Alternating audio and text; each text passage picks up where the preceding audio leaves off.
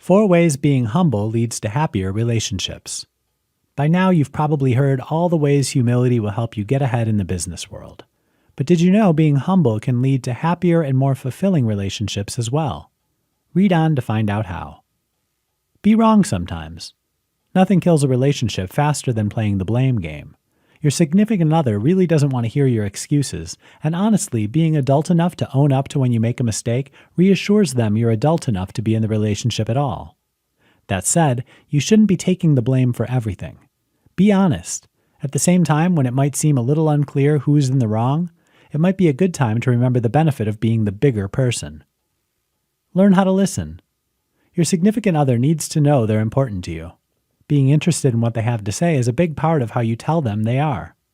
Really listen to them, even when the conversation might seem unimportant to you. Why? Because it's important to them. Ask questions, become engaged in the conversation. This also means putting away your phone and giving them your full attention while they talk. Be open to suggestions. Whenever you're in a close relationship, you're going to find moments when the other person has something to say about your habits, your person, or even just something you may or may not have done.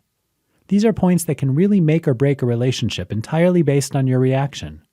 These are the moments where it can become very easy to embroil yourself in a conflict. What to do? The humble person takes a step back and considers the criticism with an open mind. Is there truth to this? Is there something perhaps needing clarification? Think about what the other person has said, and only when you've considered it from all angles, react.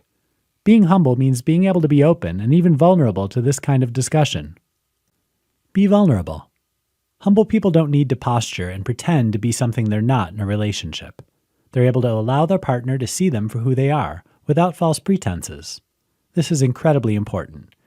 After all, do you want someone to be in love with the idea of you, or for them to be in love with you? In the end, being humble makes for the best relationships. This is where you build true intimacy and create the strongest bonds. Having trouble with the concept? Remember, practice makes perfect. So long as you're always ready to go back to the first suggestion of apologizing when you mess up, you'll be just fine.